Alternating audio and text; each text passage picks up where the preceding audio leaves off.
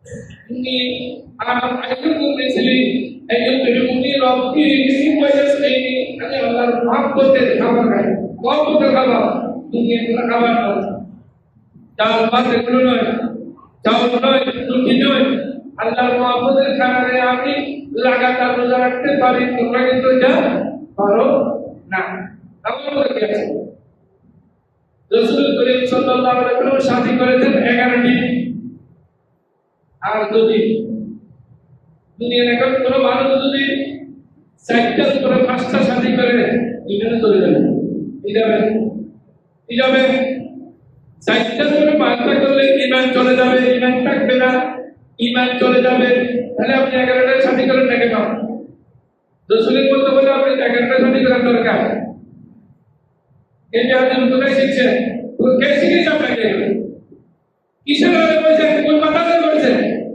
আপনাকে ফরাজ শিখেছে যে ফরাজ শিখেছে হলো 2 ডাবিশ আর একটা হলো 3 ডাবিশ এলো কোথায় পাইছেন কোরআন হাদিসে কি আছে আপনি কি করেন এগুলো সমাজকে গোমরাহ করেন আল্লাহ রাসূল বলেন তাল্লু ফাদাল্লু মানুষ চেষ্টা বানায় ফতোয়াতে যাবে কার কাছে যাবে না আপনারা দেখছেন ফেসবুকে এখন জানা করার বড় ফতোয়া দিয়ে দেয় জানা করার বড় জানা করার পক্ষে ফতোয়া দেয় এগুলো মৌলবি এগুলো টাটকা শয়তান এর পক্ষে বলে জানা করার পক্ষে বলে শয়তানের পক্ষে বলে ইবলিসের পক্ষে ফতোয়া দেয় তাহলে ওরা কি মৌলবি নয় আল্লাহ রাসূল বলেছেন মৌলবি দুই প্রকার সর্বশ্রেষ্ঠ আল উলামা সবচেয়ে পৃথিবীর মধ্যে মারাত্মক হলো আলেম একজন আলেম ও খায়রুল খিয়ার আল উলামা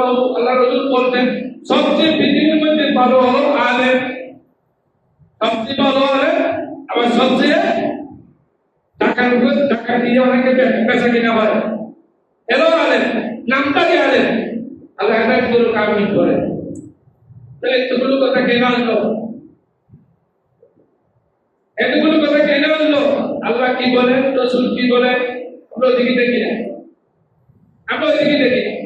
আচ্ছা একটু কোরআনের বাইরে দেখি ওমা জাআলাল কিবলাতাল্লাতী কুনতু আলাইহা ইল্লা লিনা'লামা মান ইয়াত্তাবি'র রাসূলা মিম্মান ইয়ানকালিবু আলা আকিবাইহি ওয়া ইন কানাত লাকাবীরাতান ইল্লা আলাল্লাযীনা হাদাল্লাহ আল্লাহ তাআলা বলেন আমাদের নবী সাল্লাল্লাহু আলাইহি ওয়াসাল্লাম বাইতুল মুকাদ্দাসের দিকে 16 কিংবা 17 মাস নামাজ পড়েছেন 16 কিংবা 17 মাস নামাজ আদায় করেছেন বাইতুল মুকাদ্দাসের দিকে ফিলিস্তিনের বাইতুল মুকাদ্দাসের দিকে নামাজ আদায় করেছেন রাসূল করিমের অন্তরে বারবার ছিল আল্লাহ আমার বাইতুল্লাহকে আমাকে বাইতুল্লাহর দিকে নামাজ পড়ার জন্য অনুমতি দিতেন আমি খানায়ে কাবার দিকে নামাজ আদায় করতাম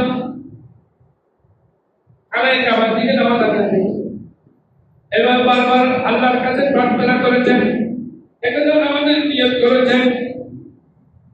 করে আপনি বারবার উপরের দিকে দেখছেন মাকাল্লাহু লিইয়া ইমানাকুম ইন্নাল্লাহা বিন্নাসি রাউফুর রহিম ওয়া তাদাররা তাআল্লুকা ওয়াজহিকা ফিস সামায়ে ফালানুওয়াল্লিয়ান্নাহা কিবলাতান তারদাহা রাসূল আপনি নামাজের মধ্যে উপরের দিকে দেখতেছেন আমি দেখতেছি বলতে বলি সুবহানাল্লাহ রাসূল উপরের দিকে দেখলে নামাজ হয় আর আমরা উপরের দিকে দেখলে নামাজ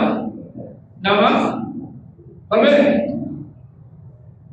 আল্লাহ রাসূল দোয়া করেছেন নামাজের নিয়ত বাঁধে যারা উপরের দিকে দেখে ডানে দেখে বামে দেখে পিছনে দেখে সামনে দেখে ওদের জন্য দোয়া করেছেন আমি একটা মশলা বলে রাখি আপনারা যখন নামাজের নিয়ত বাঁধবেন কিবলামুখী হয়ে এই দিকে যেভাবে ফিরে যায় নামাজ হবে না এই দিকে ফিরে গেল নামাজ হবে না আপনার চেহারা কিবলা থেকে ফিরে গেছে নামাজের নিয়ত বাঁধবেন আপনি কার সামনে দাঁড়িয়েছেন শ্বশুরের সামনে দাঁড়িয়ে এমন করে দাঁড়িয়ে থাকেন শাশুড়ির সামনে এমন করে দাঁড়িয়ে থাকেন ওস্তাদের সামনে এমন করে দাঁড়িয়ে থাকেন বাবার সামনে এমন করে দাঁড়িয়ে থাকেন আর আল্লাহর সামনে দাঁড়িয়ে আপনি কখন দাঁড়িয়ে কখন বামে কখন নিচে কখন উপরে কখন খেতে গেছেন কিসের নামাজ করে নেবেন আমরা সবাই আপনাকে নামাজ পড়তে বলতে গেলে কোথায় গেল রুকু কোথায় গেল সাজদা কোথায় দাঁড়ানো কিছু ঠিক নাই শুধু গুলো দুটো সেজদা বানিয়ে দিল একটা দিয়েছে দিতে আরেকটাতে ভালো করে বসে না, কারণ কি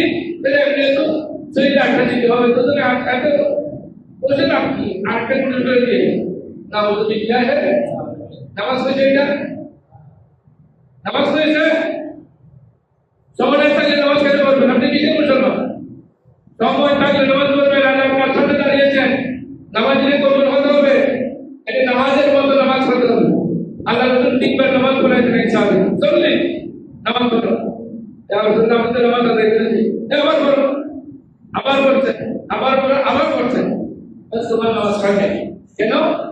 তুমি রুকু করে ভালো করে দাঁড়াও নাই, রুকু থেকে অনেক বার দাঁড়ায় না, রুকু থেকে এমন করে একটা টান মারে এটা পুরো দাঁড়ায় না, অর্ধেক দাঁড়ানোর পর আবার পুরো করে সেই চলে যায়, নামাজ তো হয় না, নামাজ তো হয় না। নামাজ খাওয়ার জন্য ঠিকভাবে রুকু দিতে করতে হবে, নামাজ খাওয়ার জন্য ঠিকভাবে কেরাত করতে হবে, নামাজ খাওয়ার জন্য আপনি নামাজের মধ্যে নামাজ পড়তে হবে। আপনার সময় তো প্রয়োজনে রুকু তসবিহ কমাই করেন, তিনবার ভাঙবার করেন, সেই তসবিহ তিনবার ভাঙবার করেন, যদি সময় কম থাকে তবে আমি কেরাত ঠিকভাবে করতে হবে, এটা ফরজ, রুকু ঠিকভাবে করতে হবে ফরজ, রুকু থেকে ভালো করে সোজা হয়ে দাঁড়াইতে হবে, এটা ওয়াজিব, দুই সাইডের মাঝখানে ভালো করে বসতে হবে, এটা ওয়াজিব, তখন আপনার নামাজ হবে। আল্লাহ আমিন বলেন। আল্লাহ বলেন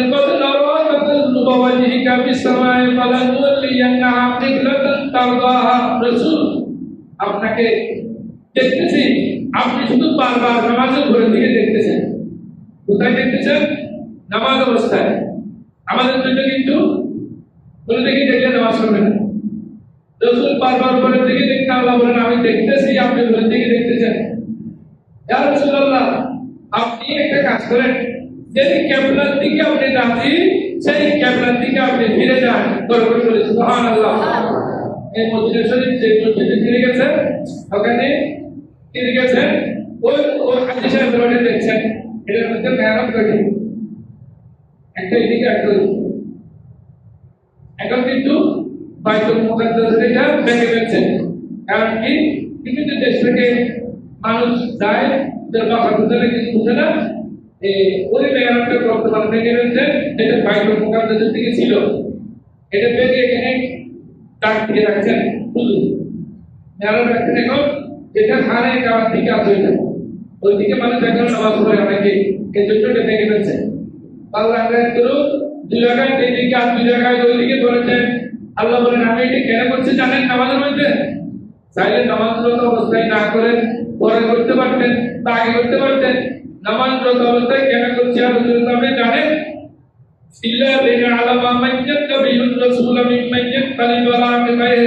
আমার রাসূল যখন বাইতুল মুকাদ্দাস থেকে বাইতুল্লাহ থেকে ফিরে যাচ্ছে, তখন কে কোন কোন মুসল্লি আমার রাসূলের সাথে ফিরে আর কোনটা ফিরে না, এর পরীক্ষা করার জন্য আমি নামাজের মধ্যে বাইতুল্লাহ শেষ করে দিলাম, পরিবর্তন করে দিলাম, বলে সুবহানাল্লাহ। রাসূলকে মানলে পরে নামাজ পড়ি, রাসূল আমাদের ইমাম, সমান কেমন হবে? রাসূলের প্রতি না বলো, যদি কেউ ভাষা পড়ে লা ইলাহা ইল্লাল্লাহ, লা ইলাহা ইল্লাল্লাহ, লা ইলাহা ইল্লাল্লাহ, আল্লাহ ছাড়া কোনো মাবুদ নাই, সেই মুসলমান নয়। যে ভাষা পড়ে একবার বলছে কি ৫,০০০ বার পড়ার পরে একবার বলছে লা ইলাহা ইল্লাল্লাহ মুহাম্মাদুর রাসূলুল্লাহ সাল্লাল্লাহু আলাইহি ওয়াসাল্লাম, একবার বলেছে, এখন সে কি ইলাহা সুবহানাল্লাহ এমন বলেছে, এখন এই কলমা বলতে নিষেধ করে, কলমা এটা কোনো কারণে। আরে বেটা তুমি মুসলিমের সাথে বলো, তুমি কি বলো বেশি আব্দুল বিস্তানে লাইয়াদুল্লু আলা আব্দুল কওলি ফিল কিতাব, মুসলিমের সাথে কি হলো আলেমরা বুঝবেন যে আপনি না পেলে পৃথিবীর মধ্যে নাই, এটা বলেন না। আপনি কিসের ডাক্তার? আপনি কি বলবি? ডাক্তারের উপর ডাক্তার আছে, মৌলবীর উপর মৌলবী আছে, আলেমের উপর আলেম আছে, বিজ্ঞানীর উপর বিজ্ঞানী আছে, আপনি পেতে পারেন নাই, আরেকজন পেয়েছে। আপনি নাই এটা বলতে পারেন, নাই বলে এটা জামিস, যে নাই বলে কোরআন শরীফে নাই, হাদিস শরীফে নাই, এটা জামিস, এটা জামিস মৌলবী, এর হলো মৌলবী না, এগুলো হলো শয়তানের সাথে এরা বন্ধুত্ব করছে, শয়তান ওদেরকে ধরে ফেলছে। কারণ কি এই যে কিতাবের মধ্যে আছে, হাদিস শরীফে বলতেছেন আল্লাহ এই শেষকালে মানুষের জ্ঞান গরিমা এলো খুলে ফেলবে, হুজুর কেমনে তুলবে? বেনজি উলামা ভালো ভালো আলেমদেরকে আল্লাহ টাকা করে দিবেন, দুনিয়া থেকে চলে যাবে, আর আস্তে আস্তে জ্ঞান হয়ে যাবে। এরপরে হলো তাকে কি করবে? ওরা অনেকে ফতোয়ার জন্য যাবে, যাওয়ার পরে আব্দুলকে বাইরে আসবে, বলবে কোনো জ্ঞান ছাড়া ফেসবুক মার্কা মৌলবী ফতোয়া দিয়ে দিবে। ফেসবুক মৌলবী এটা ইউটিউব দেখে এই কিতাব বুঝে না, আলু বুঝে না, ফসল বুঝে না, কিতাব এটাকে বলতে পারে না, ফতোয়া দিয়ে দেয়। ফতোয়া দিয়ে করবে এটা হাদিস শরীফ দল্লু, তারা পথভ্রষ্ট, ওয়া দল্লু, তাদের ফতোয়া যারা নিবে, তাদের ফতোয়া যারা মানবে, তারা পথভ্রষ্ট। আমি পথভ্রষ্ট হয়ে এই মৌলবী কি ইমান ছাড়া কি আপনাকে কি আল্লাহ জান্নাত দিবেন? কেউ বলতে পারবে? ইমান ছাড়া কি জান্নাতে যেতে পারবে? না, ইমান ছাড়া জান্নাত নাই। আপনি সব আলেমকে ভালোবাসেন, হুজুর আমি আলেমদেরকে ভালোবাসি, কোনো সমস্যা নেই, আমি যদি কোনো জন্য মেনে নিলাম, কিন্তু আল্লাহ বলেন কি এমন কতগুলো আলেম আছে যাদের সোহবতে গেলে আপনার ইমান নষ্ট হয়ে যাবে, যাদের সংসর্গে গেলে আপনার আমল নষ্ট হয়ে যাবে। ওদের এখানে দোষটা আল্লাহ নিষেধ করেছে,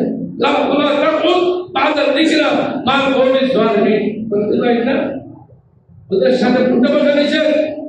ইমান তাদের নাই, এদের সাথে আপনি ইমান সাথে থাকে, আপনার ইমানও চলে যাবে। আমি বলেন আমি সব ধরনের আলেমকে ভালোবাসি, আপনি সব ধরনের আলেমকে ভালোবাসেন, আস্তে আস্তে যদি যাদের ইমান নেই ওদের সুবত করেন, আপনার ইমানও চলে যাবে।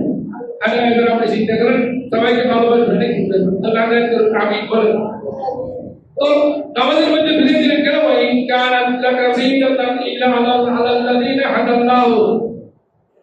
কিছু কিছু ফিরে না, কিছু কিছু রসুলের কথা মানে কিন্তু মানে না, যারা মানে নাই তাদের ইমানে চলে গেছে। রসুল যেদিকে যায় ওদিকে বলেন না। রসুল মক্কা শরীফে ছিলেন, কোরআন শরীফ নাযিল হয়েছে, এটা হলো সূরা মাক্কিয়া। রসুল মদিনা শরীফ গিয়ে সেখানে কোরআন শরীফ নাযিল হয়েছে, এটা হলো সূরা মাদানী। সুতরাং রসুল যেটা করেন ওইটাই বলি না, রসুল যেটা করেন ওইটাই পারফেক্ট আমল। আপনি আমি যেটা করি এটা আমার মন করে একটা করলে আমার নয়। আল্লাহ কিন্তু আপনাদের আমাদের ইমান নষ্ট করতে চাই না। আপনি নিজে নিজে নষ্ট করলে কি করবে? নিজে নিজে যদি আপনি আপনার ইমান নষ্ট করেন তাহলে আল্লাহ আপনার ইমান নষ্ট করে দিবেন। সুতরাং এটা আমাদের করার কিছু নাই, এটা বুঝে বুঝে কাজ করবেন। এরপর আল্লাহ বলতেন যে নামাজের মধ্যে ফিরে যদি বলতেন রাসূল আপনি